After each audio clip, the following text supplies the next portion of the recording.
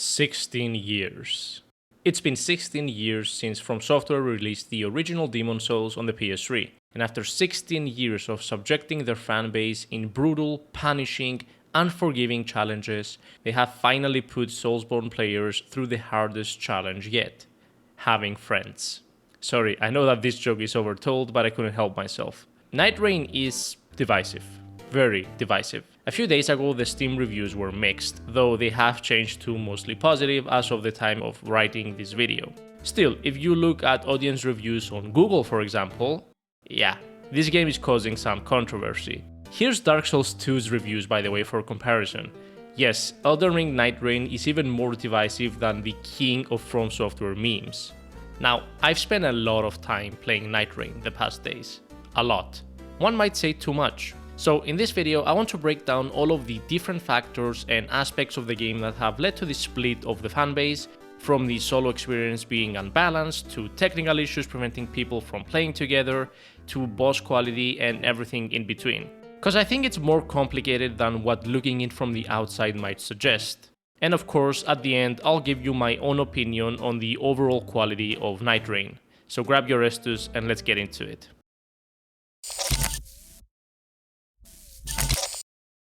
Before we talk about the actual launch of the game, we need to talk about the expectations players had before going into it. As all of you probably know, expectations can make or break a game.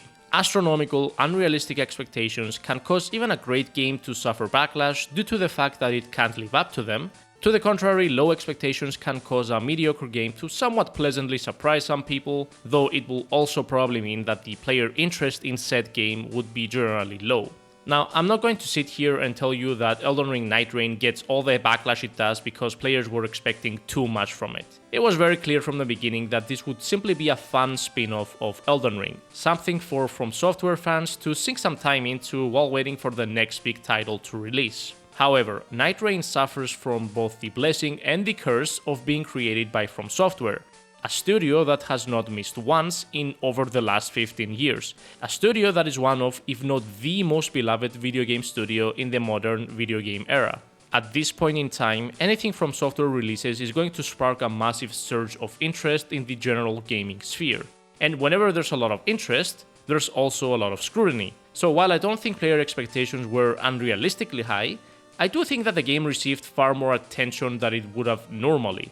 I know it sounds weird, but think of it like this: if Nightreign hadn't been created by FromSoftware and didn't have the Elden Ring title stapled to it, would people really care that much? Or would it be just another smaller game flying under the radar of most gamers? I'm inclined to believe that it's the latter. Nightreign has apparently sold over 2 million copies on the first day of release. It hit an all-time peak of 313,000 players on Steam alone.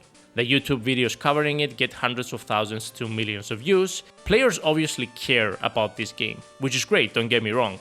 But when you generate so much player interest and when you have consistently released bangers for over the last decade, people subconsciously expect top quality from you, which is why something that is subpar to that, but perhaps still solid, will be scrutinized. Now, one of the biggest factors contributing to players' expectations of a game is the price. Nightreign released at a $40 price tag. Obviously not the price of a full game, but do remember that Shadows of the Erdtree also released at the same price tag and had enough content to compete with some actual full games. So does Nightreign earn that $40 price tag? Well, I'll let you guys make your own decision on that, and I'll tell you mine at the end of the video. Because to answer that question, we need to take a deeper look into this game.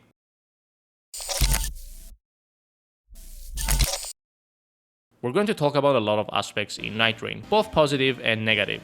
But I want to make one thing very clear, and I want you to remember that going forward, the gameplay loop is incredibly fun.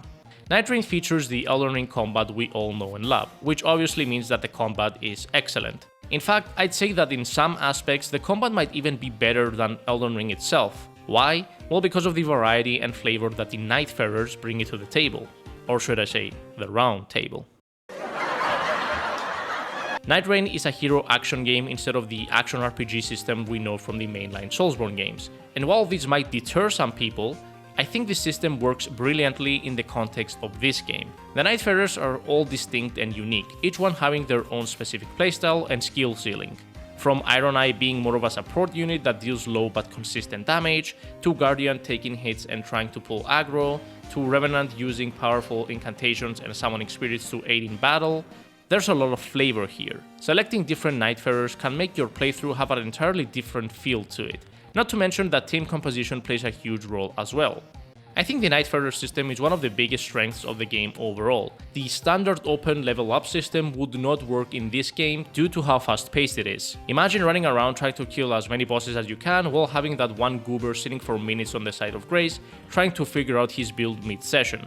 Speaking of fast paced, this game is absolutely hectic. When I say hectic, I mean the game's pace is closer to fucking Doom than it is to Elden Ring, at least when you're on the map exploring. The name of the game in Nightreign is quickly traversing through the map, only focusing on the most important things like killing bosses which grant perks and going to churches to increase your flasks. Almost everything else will usually be ignored because of the tight time frame. Now obviously you can play this game slowly and carefully, but you probably won't get far. Nightreign has the effect of snowballing your results. If you're fast and efficient, your character will become strong very quickly and you'll have a much easier time with the main bosses. On the other hand, if your team is inefficient, slow, uncoordinated, or god forbid players fully die and lose a level, you will be severely punished come nighttime. This rich get richer and poor get poorer type of gameplay is probably one of the reasons why a lot of players were feeling very frustrated during the first games of this game releasing. It takes some time for this game to click, but when it does, the experience becomes much more enjoyable. But the thing is, it's not enough for you to move efficiently through the map. Your teammates also need to do the same if you want to have any chance of defeating the Night Lords, which are incredibly tough by the way. The whole experience in a Nightreign run is about 40 to 60 minutes with almost no moments of respite, save for some small breathing rooms before a major boss, if you get to the designated area quickly enough. The only time where you have some time to relax is right before the Night Lord, at which point I think there's no timer, but I can't confirm if the game forces you to the fight after some time. Overall, I think the gameplay loop is incredibly fun and addictive and one of the game's biggest strengths. The sad part is that FromSoftware didn't tailor some other aspects of the game to make this experience as good as possible for our players. You all probably know what I'm referring to, so let's go ahead and put it on the table.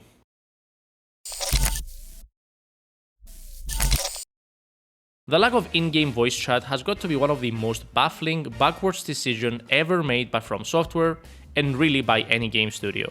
In a game that is literally designed around playing in a team, being uncoordinated both while traversing the map and fighting bosses, a game that forces you into matchmaking if not playing solo, how could you not include an in-game voice chat? Yes, FromSoftware fans are not the most social kind. In fact, it is true that many of us are socially ostracized wretches living far below the reach of the sun. Nevertheless, a voice chat should have been included with the option to turn it off. You know, like most multiplayer games out there. Now, I will say that playing with randoms isn't the worst experience in the world. At least it wasn't for me. Don't get me wrong, it's a far cry from playing with a dedicated team. Hell, even playing as a duo with one random is significantly better. But for the most part, the experience with randoms has been better than what I expected it to be. The in-game map and pin system is, for the most part, fine when it comes to communicating to your teammates where you should go next. If two people share the same location, the pin turns white, indicating that that's probably where you should be heading next if 2/3 of your party thinks it's a good idea. It's a far cry from actually communicating, but it usually gets the job done. Now, of course, you are going to face some frustration with your matchmate companions. I had people split off from me chasing scarabs 1/3 of the map away from our designated location. I had one person literally go across the map just to grab one extra flask. It was the first day. Sometimes you'll pin a location and your allies will agree, then once you run there, you realize that the other two are someplace else doing God knows what. But all of these things are well within the confines of the standard matchmate experience. Yes, playing with randoms can be frustrating, but it's really not as bad as some people say it is. Here's a tip for anyone struggling with randoms. Follow your team. Even if you think they're not being as efficient as they should, unless what they're doing is a huge waste of time or downright suicide, it's better to stick with your team rather than splitting off to follow your quote-unquote optimal route. That is, if you can actually find a team, because Nightreign released with a fair amount of technical issues that range from inconvenient to downright preventing you from playing this game. We'll talk about this later, but for now, let's take a look at the solo experience.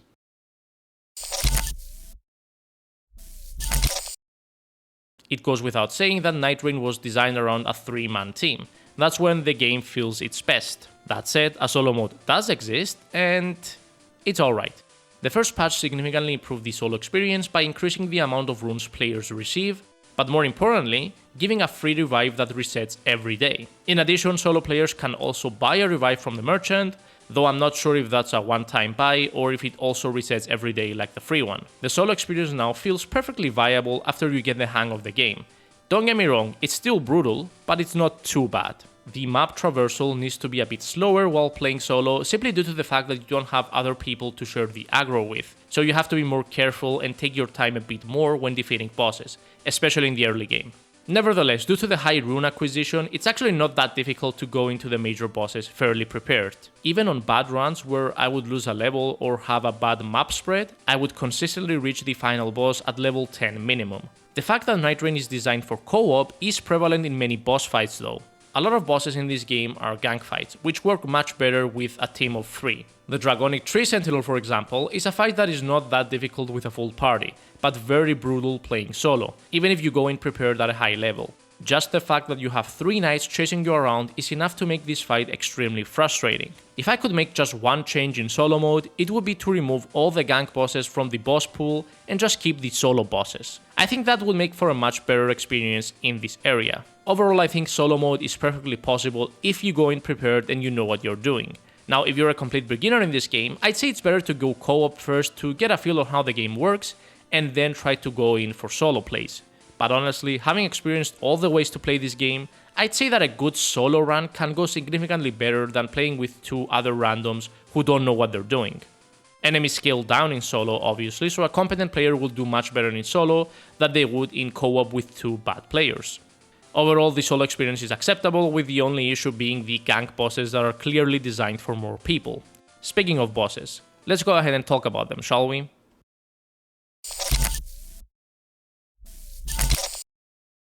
There are a lot of bosses in Nightreign, with the vast majority of them being reprised bosses from previous FromSoftware titles, with the exception of the Light Lords, who are all unique. Bosses in Nightreign can be loosely categorized into 4 categories. The first is easy map bosses, or the normal boss enemies. These are found in places like camps, great churches, forts, ruins. Sometimes you can find easy bosses in Evergills and in the field. They include enemies like golems, crystallians, the lion things, rune bears, and many others. These bosses are typically a player's first priority on the first day, since they can be killed off easily, give a decent amount of runes, and also drop loot when killed. The second category is the tough map bosses, or the greater enemies. These include the generally red-eyed bosses, but I'm not sure if they're limited to them. You can find them while traversing the map, in Evergills sometimes. There's one underneath the large fort as well as one at the top. These bosses are better saved for day 2, since they are much tougher than the easy bosses but also give greater rewards. They include enemies like the Red Wolf, Tree Sentinels, Dragons, Magma Worms, Gargoyles, and many others. Many of these bosses have easier counterparts without red eyes. The third category represents the end of night bosses. You will face 2 of these bosses after a small round of enemies, 1 for each night. These generally include minor and major boss fights from previous FromSoftware games. Naturally, the boss that appears on the second night is significantly harder than the one on the first night. And finally, you have the fourth category, which is the 8 Night Lords. The toughest bosses in the entire game and the only bosses that are completely unique to Nightreign. Now, the Night Lords are a mixed bag of quality, in my opinion. They feel more like raid bosses than the traditional FromSoftware bosses, but that could be chalked up to the fact that you fight them as a group. Nevertheless, they feel very intimidating and powerful and serve the role of final bosses quite well. They are also unique and distinct from one another, each with its own unique design, moveset, weaknesses, and best strategy to win against, so that's always a plus. I'm not going to spend a lot of time analyzing the Night Lords in this video, that's better done in a separate video, but I am going to briefly provide an overview for each one, so spoiler warning if you haven't fought them yet. Feel free to use the chapters below to skip to the next section. Ready? Let's go. Gladius is fairly fun and a surprising choice for the first Night Lord that you have to beat in order to unlock the rest, since I think it's a fairly challenging one, all things considered. Its moveset with the chainsword specifically is often difficult to predict and avoid. The parts of the fight where it splits into the 3 dogs is an interesting gimmick that ties in well with the core concept of Nightreign, which is 3-man teams. It's actually better not to split up too far during these parts of the fight, because the dogs can randomly jump from one player to the next, so I find that it's best for players to be somewhat close to each other to provide assistance if necessary. Adele is one fight that I didn't particularly enjoy. I know this boss is fairly divisive in terms of perceived difficulty. Some players find it fairly easy, some find it hard. I fall in the latter category. This boss isn't too challenging all things considered, but it does have a lot of attacks that have weird or short tails. If it's rushing at you, your camera will probably spin out of control, as is the case with many large bosses in FromSoftware games, so you're better off unlocking it to avoid its attacks. In the second phase, it starts producing lightning and becomes overall more aggressive. It also unleashes the most devastating attack in the entire game, frame drops. Poison is extremely effective for this boss, so I highly recommend beating the third Night Lord before fighting this one. Speaking of which, Noster is a duo boss fight that later combines into one. The butterfly is annoyingly out of reach for most of the first phase of the fight, so the team will have to either keep focusing on the scorpion or bring ranged heroes to hit the butterfly. They have a shared health pool, so hitting either one is fine. The two bosses complement each other quite well, with the butterfly shooting magic projectiles and poison mist from afar, while the scorpion is up in your face with hard-hitting melee attacks. It's also one of the easier Night Lords in the game, and again, I generally recommend beating this one second, especially if you play with Iron Eye, who is good with status effect builds, since you get a relic that adds poison to your starting weapon when you beat this boss. Maris is an Elden Beast wannabe that keeps flying around the arena and is rarely in melee distance, so ranged users are an absolute must for this fight. It shoots waves of water, jellyfish that explode, sprouts tentacles from the ground that attack nearby players, and has an easy to dodge rush attack. It also has two dangerous attacks. The first is its hypnosis, where it curls into a ball and starts casting sleep on everybody. You can't outrun this attack or be far enough from it, so the only option here is to burst damage the boss until it stops. Ultimates are recommended. The second dangerous attack is the nuke. Tactical nuke incoming!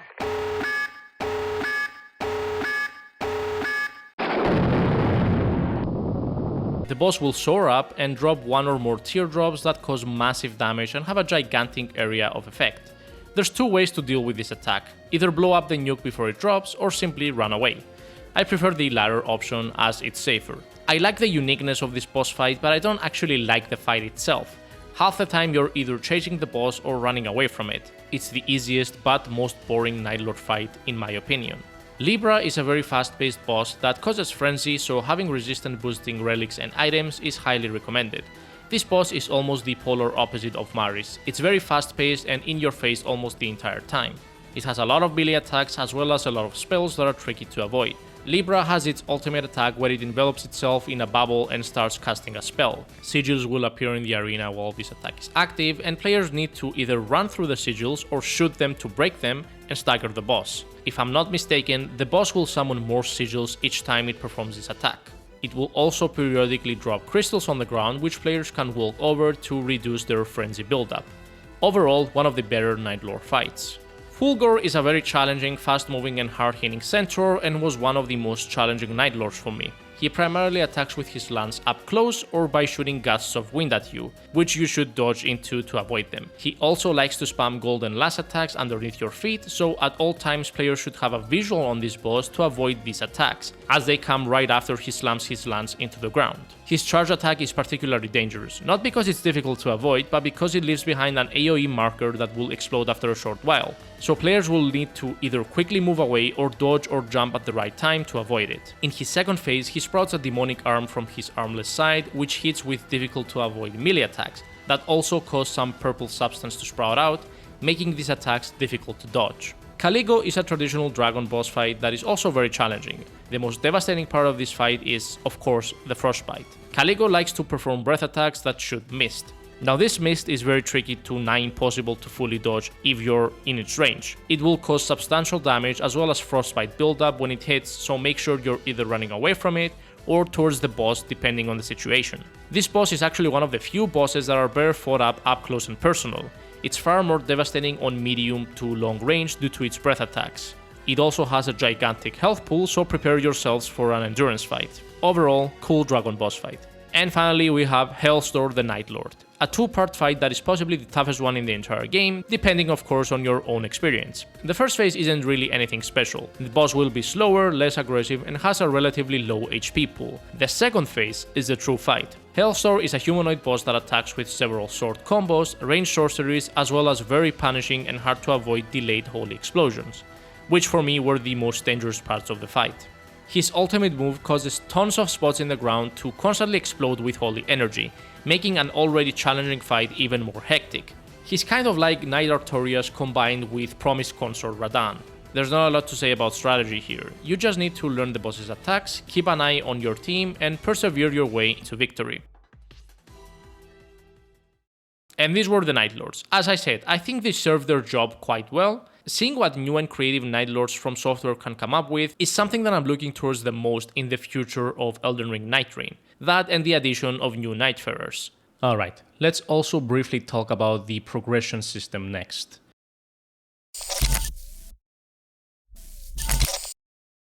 Permanent progression in Elden Ring Nightreign comes through the Relic System, which is, for lack of a better word, kinda underwhelming.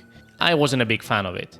Relics fall into 4 different colors: red, green, blue, and yellow. But from my understanding, these colors don't necessarily represent anything other than just an arbitrary means of preventing the Nightfarers from equipping all types of relics. It's not like red relics are geared towards offense, while green relics are geared towards defense, and so forth. They are completely randomized, from my understanding. Each Nightfarer comes with their own goblet, which is standard and comes with 3 slots, each slot representing 1 color.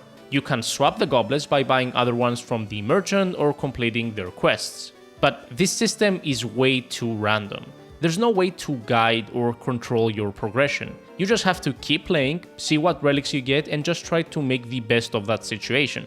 Now, to be fair, unique relics do exist. You get some by defeating the Night Lords and the rest by completing the Nightfarer quests. These relics come with standard perks and are usually the best relics in the game.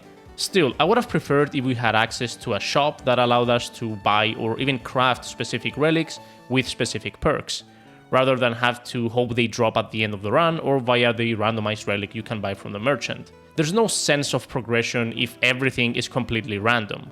Merc is the standard currency that you get from completing runs, but other than saving up for the ridiculously expensive skins this game has, there's no real reason to spend it other than buying a different goblet for your Nightfarer or just on random relics. Also, the perks themselves that the relics provide kinda feel underwhelming. With few exceptions like character-specific perks as well as starting weapon affinities, most perks feel like they make a marginal improvement at best. It also doesn't help that the game is deliberately vague when it comes to the actual potency of these effects. What's fire attack increase +1? What's the modifier? Is it 10%, 15%, 200%? I'm sure the player base will eventually answer these questions via experimenting, but there's really no reason for the game not to provide this information right from the get-go. The cute, "oh, FromSoftware is minimalistic" mentality doesn't work in these types of games. If I don't know the strength of the effect that I'm applying, how can I even bother to build craft? The answer is, I don't, really. I just slap on whatever feels most appropriate for the situation and be on my merry way. I would have liked to get into build crafting in Nightreign, but the game doesn't really highlight this experience. So I reiterate, the progression aka Relic System in Nightreign is average at best and could use a rework to make it more fleshed out. And with that, let's move on to the penultimate aspect that I want to cover.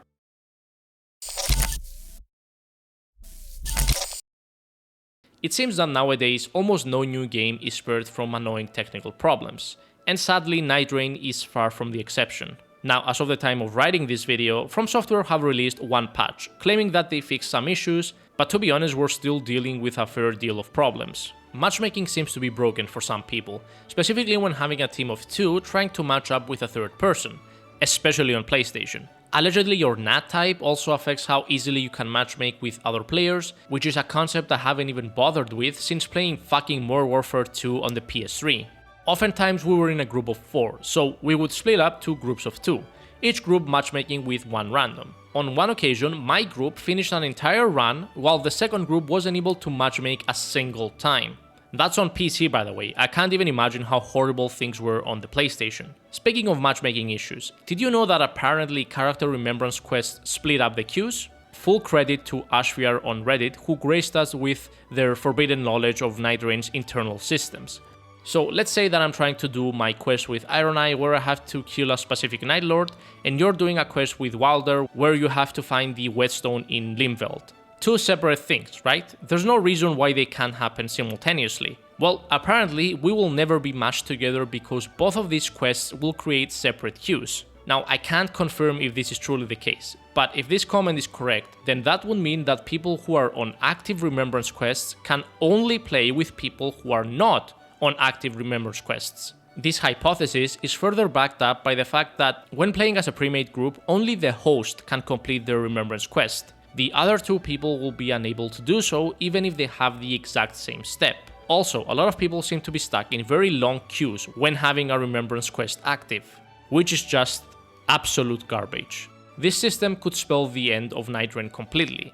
It might sound like hyperbole, but think about it. Nightreign right now is as popular as it's ever going to be, and it still sometimes takes 20 to 30 minutes just to find a full group while having an active Remembrance quest. What's gonna happen when people eventually start dropping off? Which probably won't be too long now considering how little content this game has.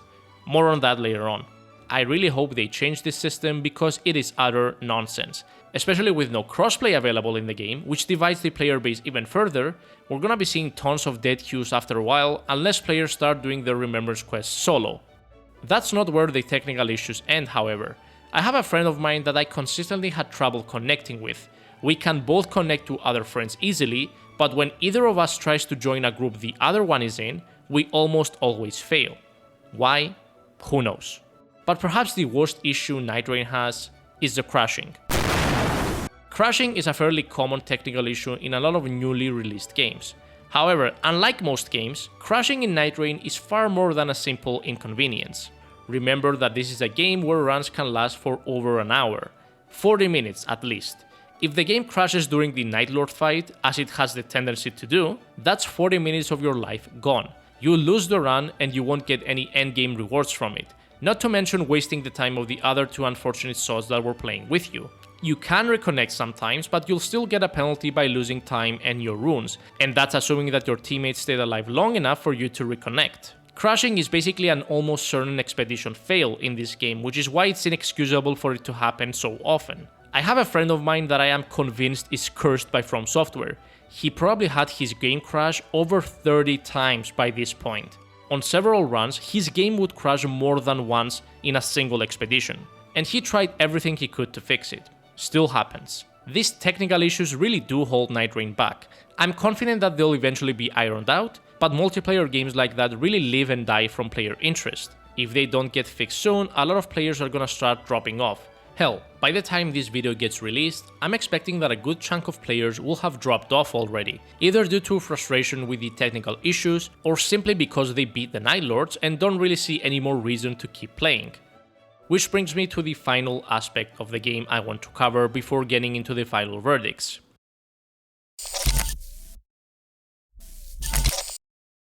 If I had to choose just one aspect of Nightreign that is the most disappointing, it would be the content, or lack thereof.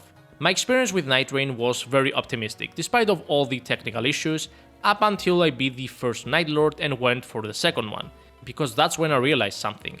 The map is almost the exact same on every single expedition. Now look, we all knew in advance that base Nightreign would take place fully in Limgrave, or Limveld, or whatever it's called. But I was kinda hoping that we'd get significantly different variations of the same map on each different expedition. I mean, it's all reused assets anyway, so is it too much to ask for some more variety? Yes, the game is technically a roguelike, or roguelite as some people call it. But the map barely changes each run.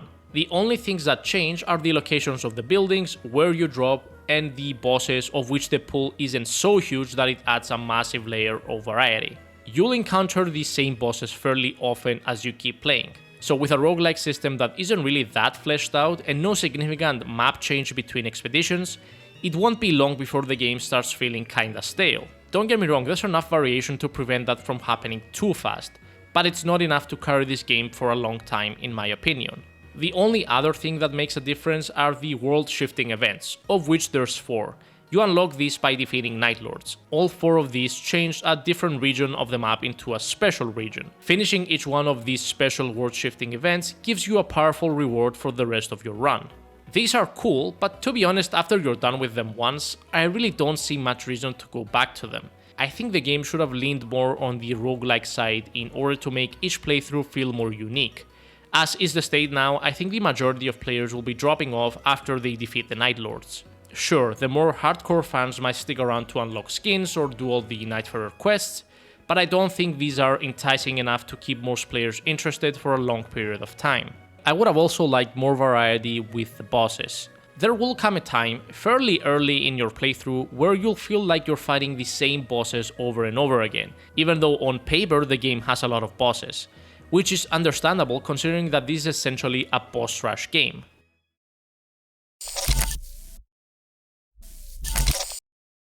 This brings us to the final verdict. I think Elden Ring Nightreign has a lot of potential.